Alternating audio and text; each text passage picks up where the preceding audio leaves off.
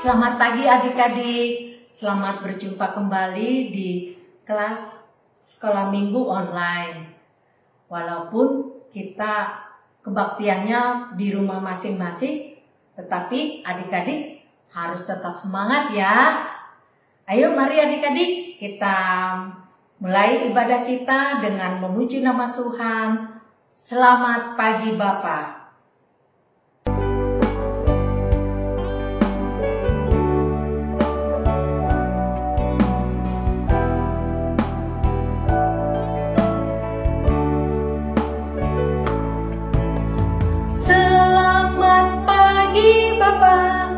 Selamat pagi Yesus, selamat pagi Roh Kudus. Terima kasih atas anugerah-Mu semalam telah berlalu. Ku bersyukur, ku muliakan nama-Mu. Allah Bapa, Putra Roh Kudus, terima kasih. Selamat pagi Bapa, selamat pagi Yesus, selamat pagi Roh Kudus. Terima kasih atas anugerah-Mu semalam telah berlalu. Ku memuji, ku bersyukur, ku muliakan nama-Mu. Allah Bapa, Putra Roh Kudus, terima kasih. Adik-adik, dengan sikap yang hormat, mari kita datang kepada Tuhan, kita berdoa. Selamat pagi Bapa. Terima kasih untuk penyertaan Tuhan dalam hidup kami. Ini adalah hari yang baru buat kami. Tetapi kami bersyukur penyertaan Tuhan selalu baru buat kami. Terima kasih untuk kesehatan yang boleh kami miliki. Terima kasih untuk pagi ini kami boleh beribadah bersama-sama di rumah kami masing-masing melalui ibadah online. Mungkin di antara teman-teman kami ada yang tidak bisa hadir karena mereka sakit, karena mereka kesulitan ataupun kesusahan. Tuhan, kiranya Engkau menolong mereka agar mereka juga minggu depan boleh bersama-sama kami beribadah. Terima kasih Tuhan, Engkau kiranya juga menolong, memimpin kebaktian kami ini dari awal sampai akhirnya. Di dalam nama anak-Mu Yesus Kristus Tuhan dan Juru Selamat kami yang hidup, kami berdoa. Amin. Nah, adik-adik, kita sungguh bersyukur ya, punya Allah, punya Tuhan yang begitu baik. Apa sih buktinya Tuhan itu sangat baik pada kita? Dia rela memberikan hidupnya. Dia rela memberikan nyawanya untuk adik-adik dan kakak juga. Ayo adik-adik, mari kita memuji Tuhan kembali dengan menyanyikan betapa baiknya Engkau Tuhan.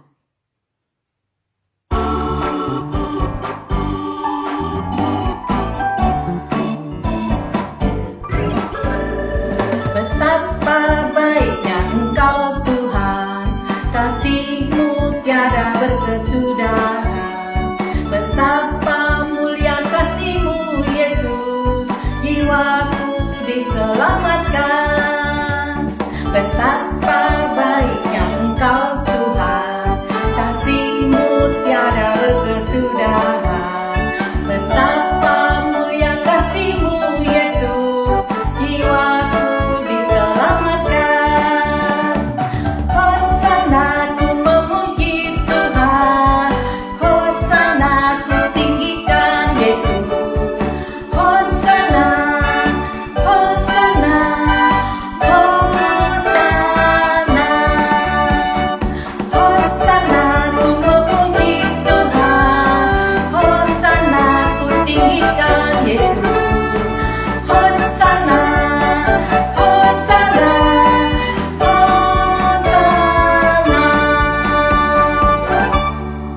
Ya adik-adik, Tuhan sungguh baik kepada kita.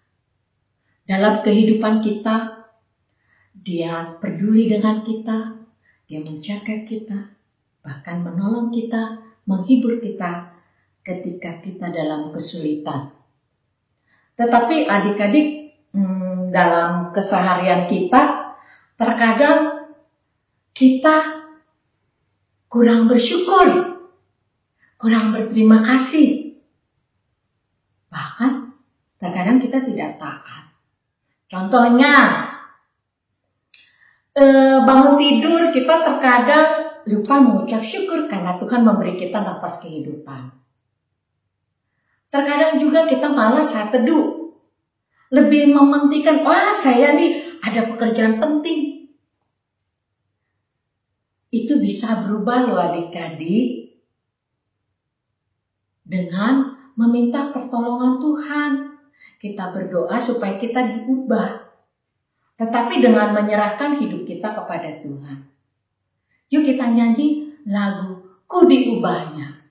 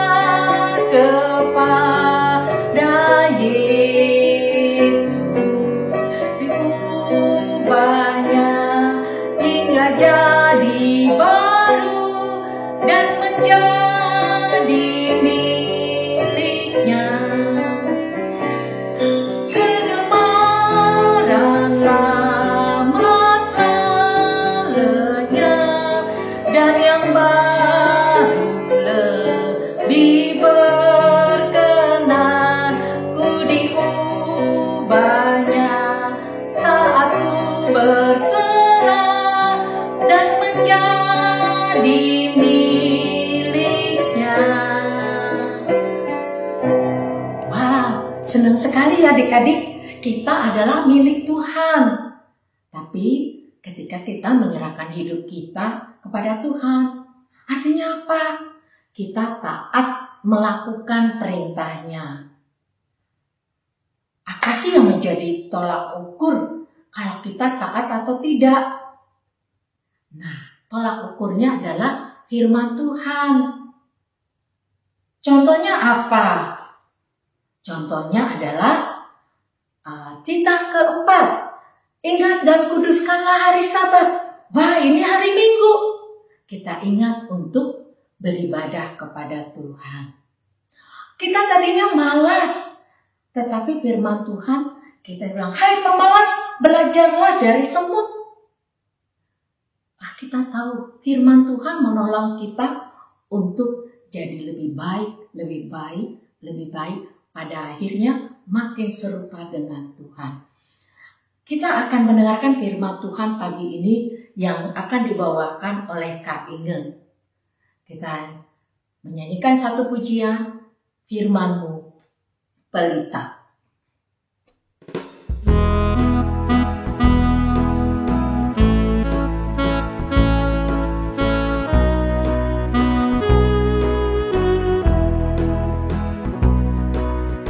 Firman-Mu pelita bagi kakiku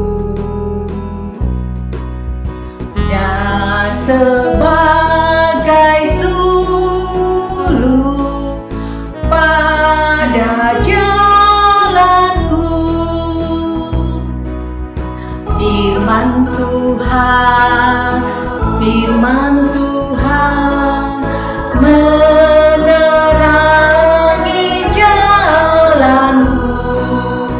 Firman Tuhan, firman Tuhan pelita hidupku.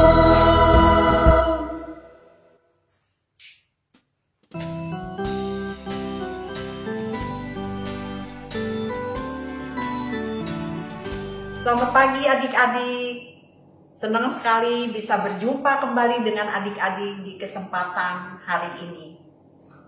Kita bersyukur dan berterima kasih pada Tuhan karena kita masih diberikan kesempatan sehingga kita bisa beribadah walaupun secara online seperti ini. Mari kita ungkapkan rasa syukur kita melalui doa. Kita berdoa yuk adik-adik. Tuhan Yesus, puji syukur dan terima kasih kami panjatkan ke hadapan hadirat-Mu. Di pagi hari ini kami masih diberikan kesempatan untuk memuji dan memuliakan nama Tuhan melalui kebaktian online pagi hari ini. Kami bersyukur dan berterima kasih punya Allah seperti Engkau, Allah yang hidup. Pagi ini Bapa, mohon pertolongan Tuhan agar Roh Kudus-Mu memberkati kebaktian ini dari awal, pertengahan, sampai pada akhirnya. Berkati juga hamba-Mu ini yang akan menyampaikan kebenaran firman Tuhan. Berkati lidah dan bibirnya, sehingga apa yang akan disampaikan hanya perkataan-Mu saja.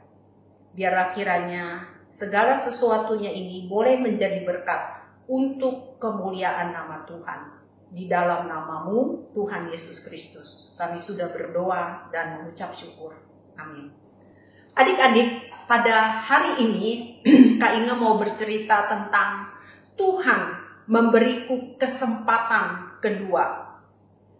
Kak Inge mau tanya adik-adik, kalau kalian membayangkan punya teman atau sahabat yang biasa kita bermain bersama-sama, belajar bersama-sama, melakukan tugas bersama-sama. Suatu hari, tanpa sepengetahuan kalian, teman atau sahabat kalian itu mengecewakan kalian. Mereka melakukan satu tindakan, membuat kesalahan yang pada awalnya kalian tidak mengetahuinya. Nah, adik-adik, sampai suatu hari kalian mengetahui apa yang sahabat kalian itu lakukan. Tentu kalian menjadi marah, bukan? Nah, apa yang akan kamu lakukan jika sahabatmu itu suatu hari meminta maaf kepadamu? Apakah kamu mau menerimanya? Mau menerima dia menjadi sahabatmu kembali? Mungkin ada yang merasa kesulitan menerima hal ini. Nah, tapi kita juga bisa mengerti apa yang akan Tuhan lakukan kepada kita jika kita berbuat kesalahan terhadapnya. Nah, adik-adik, mari kita buka bahan Alkitab kita. Keluaran Pasal 34 ayat pertama sampai dengan kelima. Demikian bunyinya. 2 loh batu yang baru. Berfirmanlah Tuhan kepada Musa, pahatlah 2 loh batu sama dengan yang mula-mula. Maka aku akan menulis pada loh batu itu segala firman yang ada pada loh yang mula-mula, yang telah kau pecahkan. Bersiaplah menjelang pagi dan naiklah pada waktu pagi ke atas gunung Sinai. Berdirilah di sana menghadap aku di puncak gunung itu.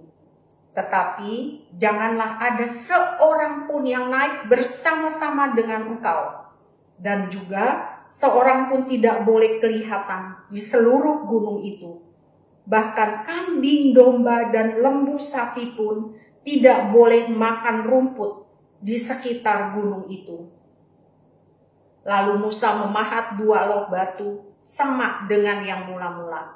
Bangunlah ia pagi-pagi dan naiklah ia ke gunung Sinai seperti yang diperintahkan Tuhan kepadanya.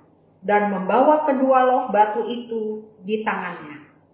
Nah, adik-adik, sampai di sini dulu pembacaan firman Tuhan.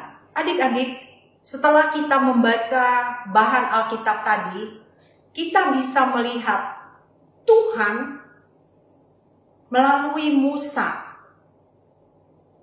yang Tuhan meminta Musa untuk naik ke Gunung Sinai. Tapi ada syaratnya adik-adik. Tuhan mau Musa naik ke Gunung Sinai itu sendirian. Bahkan binatang pun tidak boleh ada yang naik bersama-sama dengan Musa. Kenapa adik-adik? Karena Tuhan mau berbicara melalui Musa di atas puncak Gunung Sinai itu. Tuhan juga meminta Musa untuk memahat 2 loh batu lagi sebagai pengganti loh batu yang sudah hancur. Nah, adik-adik,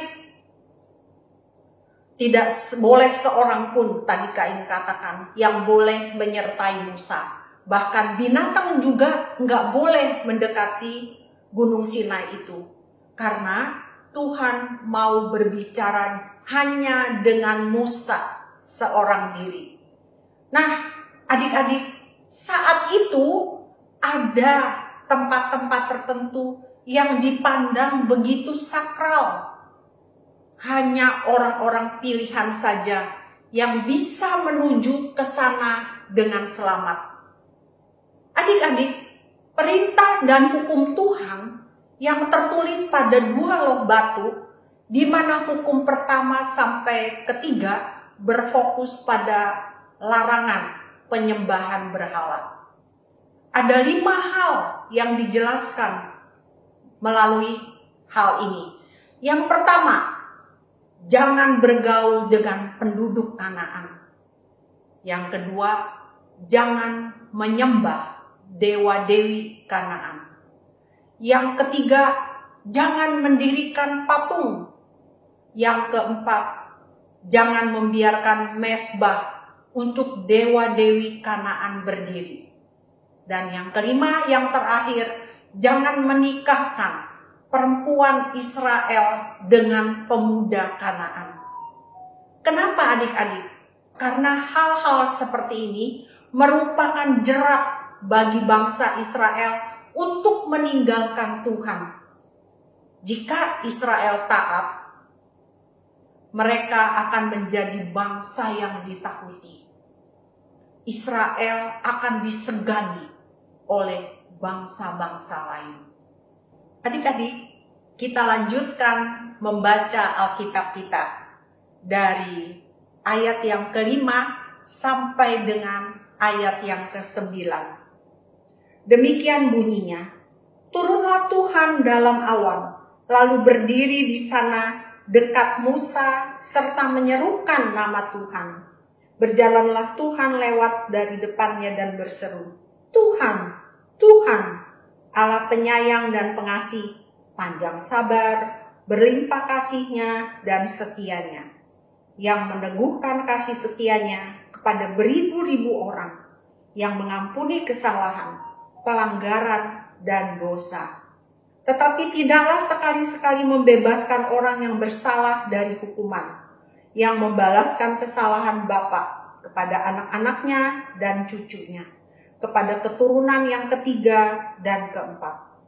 Segeralah Musa berlutut ke tanah, lalu sujud menyembah, serta berkata, jika aku telah mendapat kasih karunia di hadapan-Mu ya Tuhan, berjalanlah kiranya Tuhan di tengah-tengah kami, sekalipun bangsa ini suatu bangsa yang tegar tengkuk, tetapi ampunilah kesalahan dan dosa kami.